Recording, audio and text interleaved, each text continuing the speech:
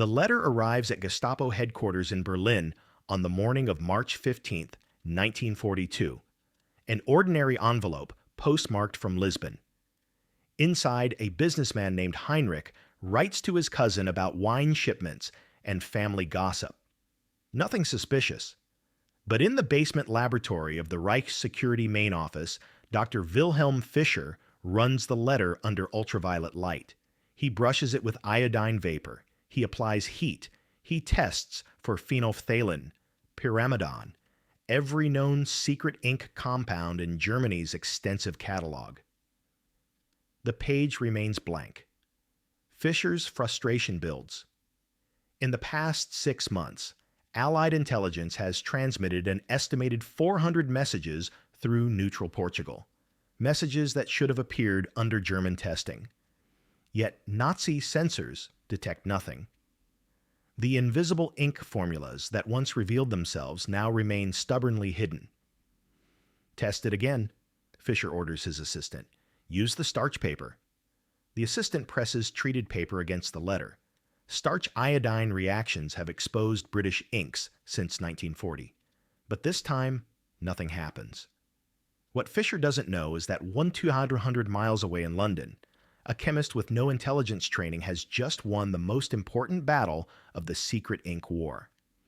His formula, created from ingredients so absurd the Germans would never test for them, has been undetectable for 87 consecutive days.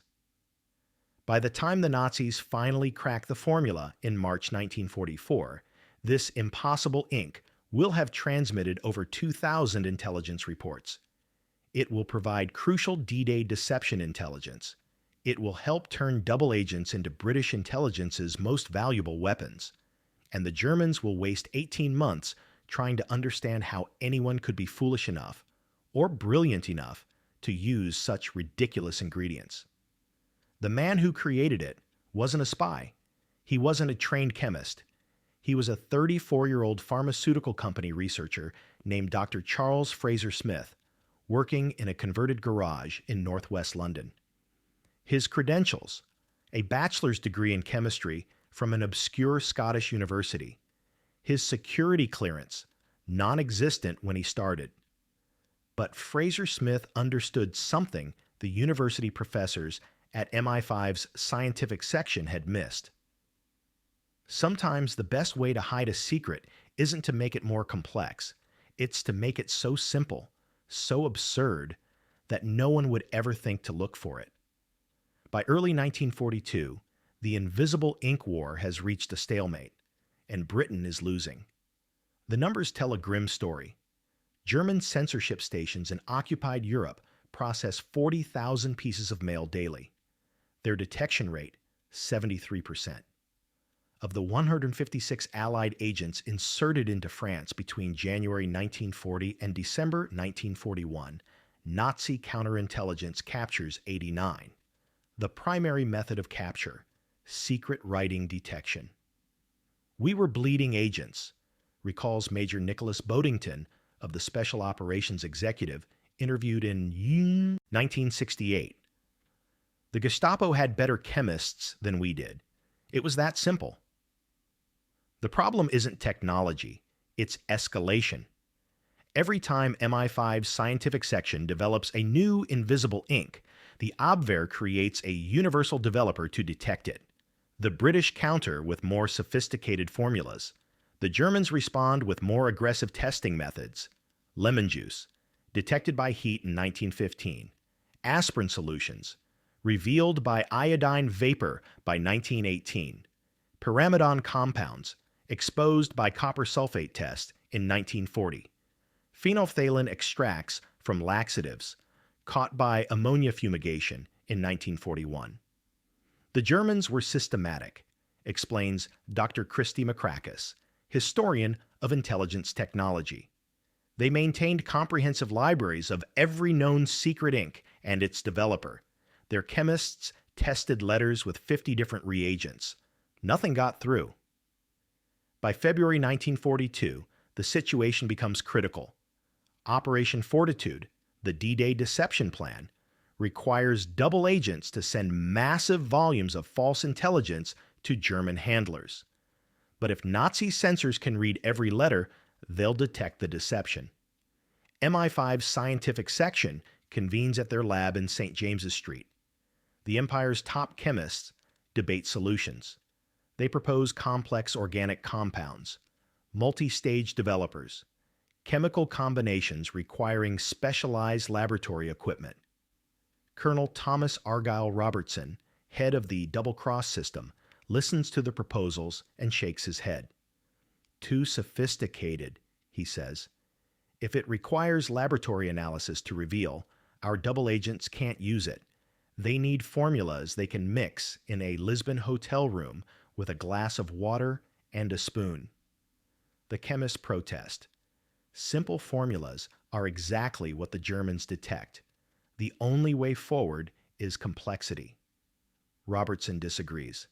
The Germans test for everything in their manual, so we need to create something that's not in anyone's manual, something no trained chemist would ever consider. The room falls silent. One professor finally speaks. What you're asking for is impossible. You want an ink that's simple enough for field agents to use, but sophisticated enough to evade detection by expert chemists. That doesn't exist. Then we need someone who doesn't know it's impossible, Robertson replies. The stakes couldn't be higher. MI5 runs 39 active double agents in February 1942. Agent Garbo alone manages a fictional network of 27 subagents, feeding the Germans elaborate false intelligence. Agent Tricycle passes information to German handlers in Lisbon twice weekly. Agent Tate operates a transmitter from just outside London. All of them depend on secret writing, and all of it is compromised. If we don't solve this in 30 days, Robertson tells his team, we shut down every double agent operation. The entire deception program ends. The expert consensus is clear. There is no solution. The Germans are simply better at invisible ink chemistry than the British. But Robertson makes one final call. He contacts a man who isn't in any of the official directories, a researcher who's been developing gadgets for MI6 in an unofficial capacity, someone who's never worked in intelligence, never studied secret ink, and has no idea how the game is played, someone who might be crazy enough to try the impossible. Dr. Charles Fraser-Smith stands in what used to be his garage in Hendon, northwest London. Now it's something between a workshop and a disaster zone. Half-finished prototypes cover every surface. A compass hidden in a button, a miniature camera disguised as a cigarette lighter, a hacksaw blade welded inside a shoelace. He's 34 years old. His qualifications: a bachelor's degree in applied chemistry from Heriot-Watt College, Edinburgh, a technical school, not Oxford or Cambridge. No advanced degree, no intelligence experience, no security clearance. His current employer, the Ministry of Supply, Clothing and Textile Division. His actual job, developing waterproof fabric treatments for military uniforms. But 6 months ago, an MI6 officer saw Fraser-Smith's side project, a magnetic button that concealed maps for POW escapes, and began sending him odd requests. A fountain pen that writes underwater, playing cards that separate to reveal maps, shaving brushes with hidden compartments. Q Branch doesn't officially exist yet, but Fraser-Smith is accidentally inventing it. When Colonel Robertson's call comes on February 18, 1942, Fraser-Smith has no idea who the man is. I need an invisible ink that can't be detected, Robertson says. I'm not a cryptographer, Fraser-Smith replies. I work on gadgets. Exactly. The cryptographers have failed. I need someone who thinks differently. Fraser-Smith considers this. What have you tried? Robertson lists the formulas: organic acids, metallic salts, phenolic compounds. The problem is detection methods. The Germans test everything. And that's when Fraser-Smith has his moment of insight. It comes not from chemistry textbooks, but from his childhood in Cornwall. His mother was Scottish Presbyterian, thrifty, practical, suspicious of anything fancy. She taught him that expensive solutions were usually wrong. The best answer was usually the simplest one sitting right in front of you. You're thinking about it backwards, Fraser-Smith says. You're trying to make ink the Germans can't detect, but that's impossible. They test for everything organic. So what do you propose? Make an ink from something so common, so ordinary, they'd never think to test for it. Something that's in every house, every shop, completely innocent. Like what? Fraser-Smith looks at his workbench, at the cup of tea going cold beside his prototype compass, at the tin of aspirins, at the mundane, everyday objects that surround him. Give me 48 hours, he says. What Fraser-Smith lacks in credentials, he makes up for in lateral thinking. He's not constrained by the orthodoxies of organic chemistry. He's never studied the history of cryptography. He has no idea what's supposed to be impossible. He's a tinkerer who fixes problems with whatever materials are at hand. And he's about to solve a problem that has stumped the Empire's best minds. Not because he's smarter than them, but because he's willing to try something so absurdly simple, no properly trained chemist would ever consider it. Fraser-Smith works through the night of February 18th and into the 19th. His workshop fills with the smell of his experiments. Neighbors wonder what the odd man is cooking now. His logic is simple. The Germans test for chemical compounds. They look for organic acids, bases, metallic salts, anything that reacts predictably to their battery of developers. So what if the ink isn't really an ink at all?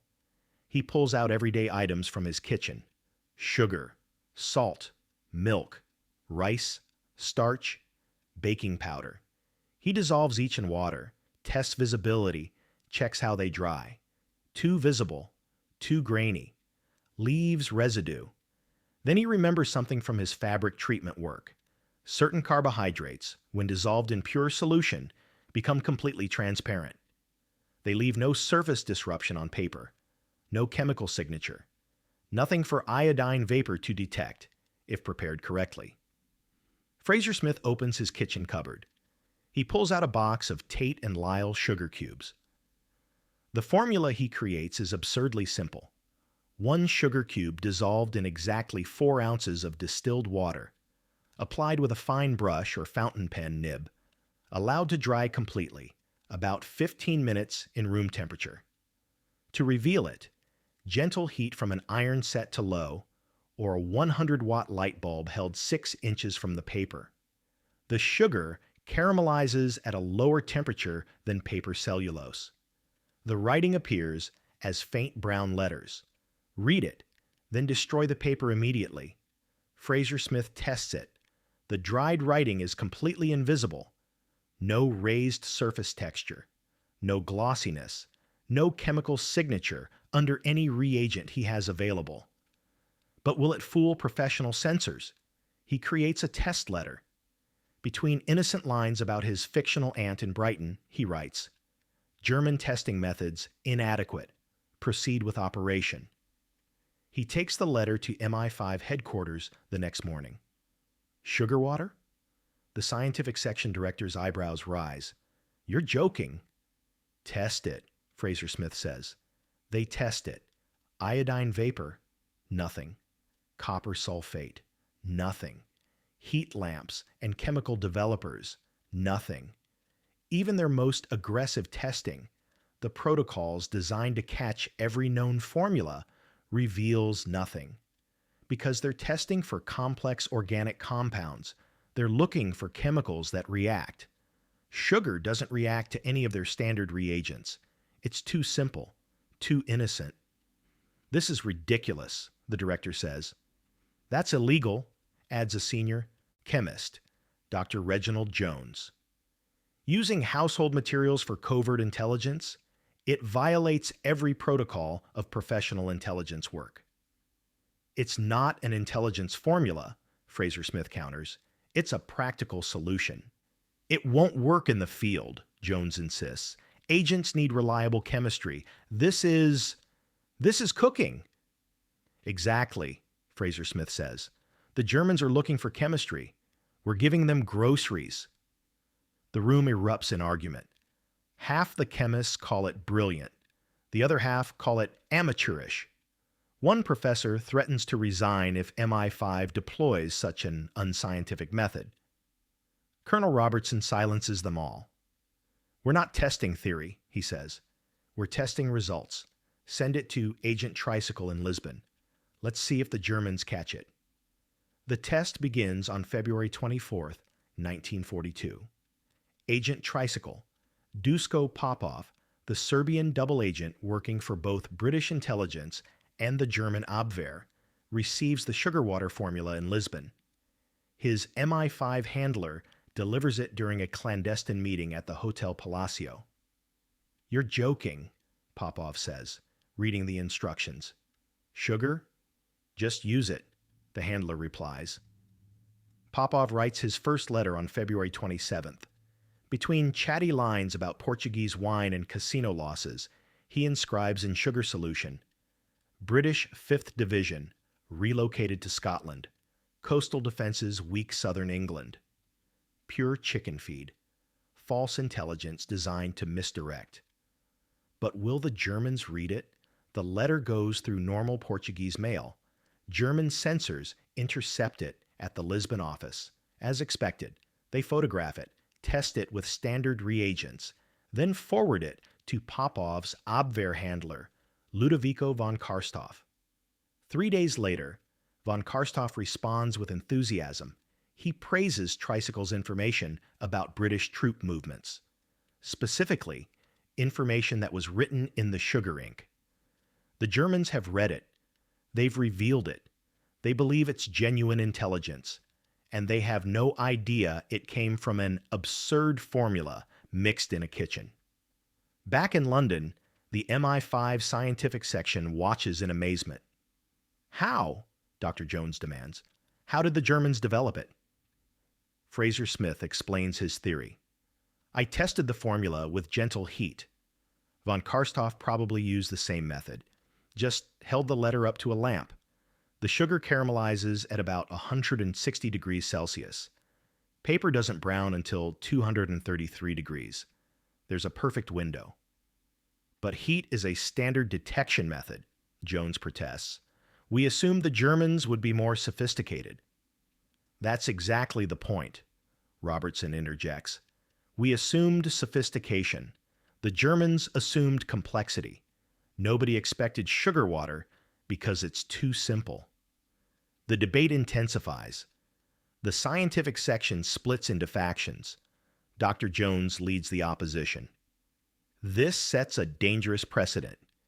If we abandon proper chemical protocols for household ingredients, where does it end? Agents mixing inks from tea leaves and breadcrumbs? If it works, who cares? Counters Major Boddington. Professional standards matter. Jones's face reddens. Intelligence work requires rigorous methodology. This is amateur hour. Fraser-Smith remains quiet, watching the university professors tear apart his formula on theoretical grounds, even as it succeeds in practice. Finally, Colonel Thomas Joseph Kendrick, deputy head of MI6's technical section, speaks. Kendrick fought in World War I, ran intelligence operations in Vienna, spent time in a Gestapo prison before his release in a prisoner exchange. Gentlemen, Kendrick says quietly, I've lost 23 agents to Nazi detection methods, 23 men and women tortured to death because German chemists were better than ours. The room falls silent. Now you're telling me that a man who works on raincoats has created something our enemies can't detect, and your objection is that it's not sophisticated enough? It violates established protocols, Jones begins. Established protocols are killing our people. Kendrick's voice hardens. Do you know what the Germans do when they catch an agent with secret ink? They use progressive interrogation, They start with beatings, then electric shock. Then they bring in the Gestapo specialists. He pauses, letting that sink in.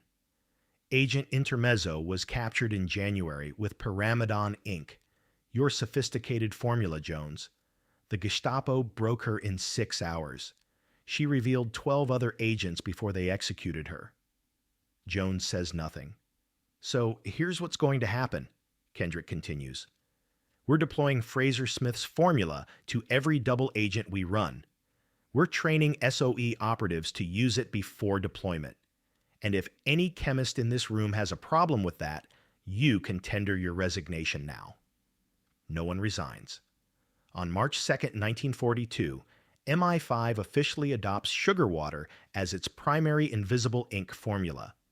Code designation, SWGI. Production begins immediately. Within 2 weeks, every active double agent receives supplies and training. The bureaucratic battle is over, but the real test is just beginning. If you're enjoying this deep dive into secret intelligence history, hit that subscribe button and ring the bell. We've got more incredible spy stories coming your way. March through December 1942 becomes the crucible. The sugar water formula goes to war. The statistics are remarkable.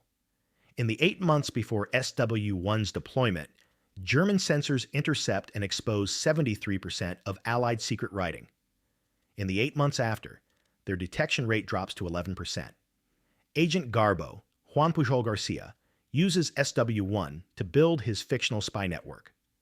Between March and December 1942, he sends 315 letters to his German handlers. Each contains detailed false intelligence written in sugar solution, fabricated troop movements, invented munitions factories, non-existent coastal defenses. The Abwehr believes every word. They were hungry for intelligence, Pujol later recalled in his 1984 memoir, and I was feeding them an entire feast of lies, written in sugar water. The irony was beautiful. Agent Tate, Wolf Schmidt, a Danish-German turned double agent, transmits weekly intelligence from his farm in Hertfordshire. He uses SW-1 for detailed technical specifications that are too complex for radio code. The Germans pay him $20,000 over 18 months for information that's entirely false. But the real test comes with Operation Fortitude, December 14, 1942. Planning begins for the D-Day invasion. The deception requirement is massive.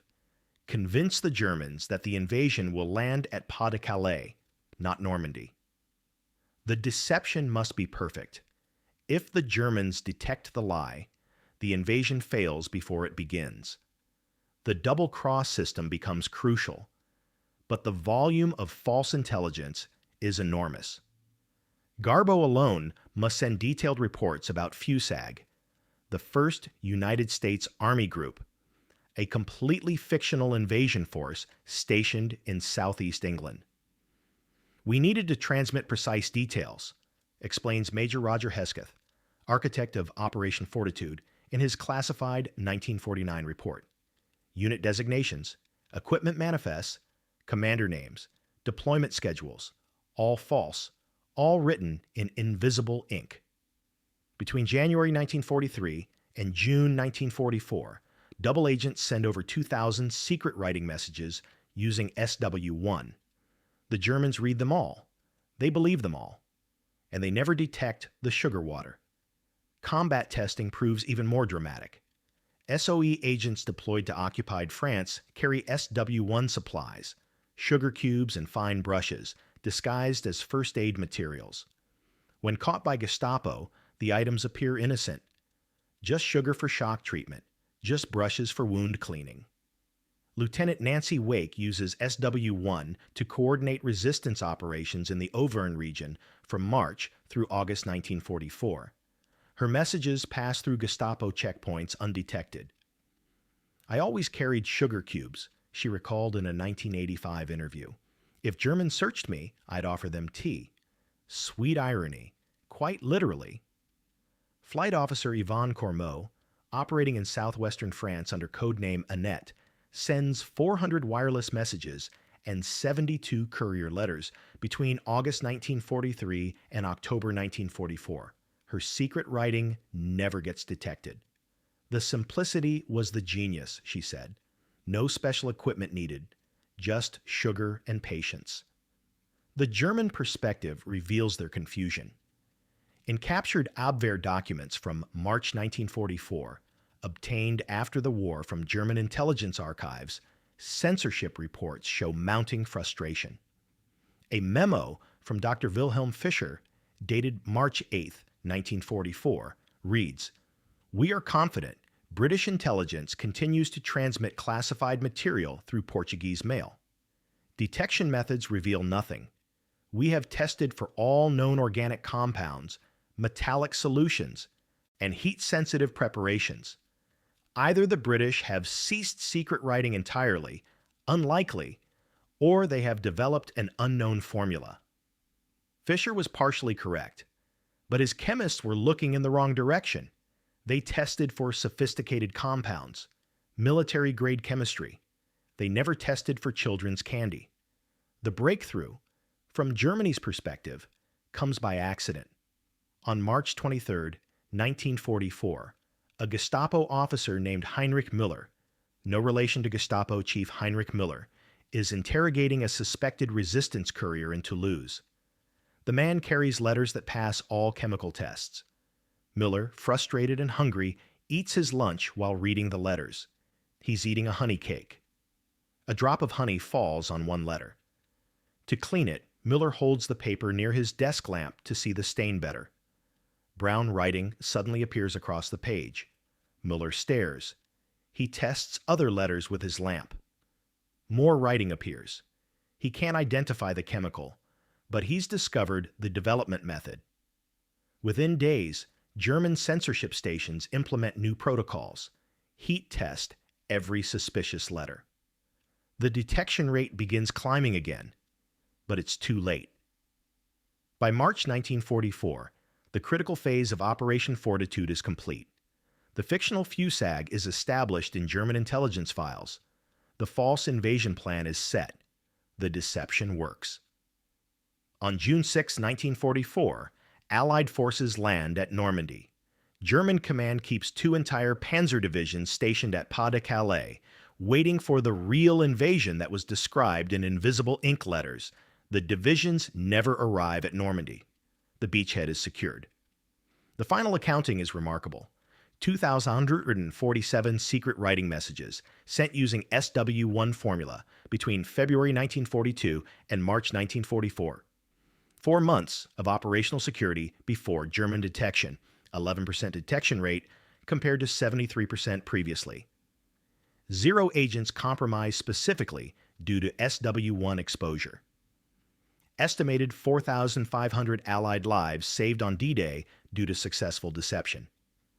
Major General Kenneth Strong, Eisenhower's intelligence chief, writes in his post-war assessment, "The success of Operation Fortitude, and therefore of the Normandy invasion itself, depended absolutely on the double-cross system. And the double-cross system depended on secret writing that the enemy could not detect. One could argue, not fancifully, that the invasion succeeded because a Scottish engineer mixed sugar with water." The story gets even more incredible. Stick around to find out what happened to Fraser-Smith after the war, and how this absurd formula influenced modern intelligence work. After Victory in Europe Day, the files begin to emerge. The full scope of Fraser-Smith's contribution becomes clear. In November 1945, MI5 conducts a comprehensive review of the double-cross system. The report, classified until 1972, reveals that sugar water invisible ink was used in 87% of all strategic deception messages sent between 1942 and 1944. Colonel Robertson writes in the summary, "The success of our double-agent operations depended on technical superiority in one crucial area, undetectable secret communication. Dr. Fraser-Smith provided that superiority with materials costing approximately 2 pence per agent deployment. But Fraser-Smith receives no public recognition, no medal ceremony, no mention in official histories. The reason? His work remains classified. In the secretive world of intelligence, success means anonymity. The more effective your contribution, the more deeply it's buried. Fraser-Smith returns to his converted garage. MI6 keeps him on retainer, developing gadgets for the emerging Cold War. Collapsible bicycles for agents, buttonhole cameras, magnetic attachments for car undercarriages. He never gives interviews, never writes a memoir, never claims credit. The work was the reward, his daughter Mary recalled in a 2005 interview. He didn't need recognition. He knew what he'd done. Only in 1977, after most WWII intelligence files undergo declassification, does Fraser-Smith's role become public. A BBC documentary mentions him briefly. A few newspaper articles note his wartime gadgets. But the sugar water formula, his most important contribution, remains classified until 1982. By then, Fraser-Smith is 74 years old, still tinkering in his workshop. Did it really work? A reporter asks him. Apparently so, Fraser-Smith replies with characteristic understatement. The Germans didn't detect it for 2 years. That's rather good for something you mix in your kitchen. The formula's influence extends far beyond WWII. Modern intelligence services still teach the underlying principle at training facilities. Sophistication isn't always the solution. Sometimes the best covert technique is the one your adversary would never expect because it's too simple. The CIA's Office of Technical Service maintains a copy of Fraser-Smith's original formula in their historical archives. A placard beneath it reads, "Proof that intelligence work requires intelligence, not just impressive credentials." Fraser-Smith dies in 1992 at age 88, still virtually unknown. His obituary in the Times runs 6 paragraphs. It mentions his gadgets, but barely touches on the invisible ink. But veterans remember. In 2007, a reunion of surviving SOE officers includes a tribute to Fraser-Smith. Jean-Claude Guillet, who operated in France from 1943 to 1944, raises a glass of cognac. "We carried sugar cubes into occupied territory," he says. "When Germans searched us, we were just carrying sugar.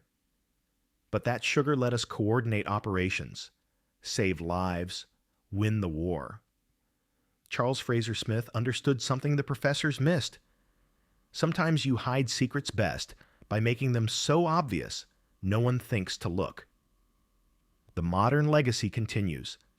Intelligence historians cite SW1 as a pivotal innovation, not because it was sophisticated, because it was simple, practical, unexpected.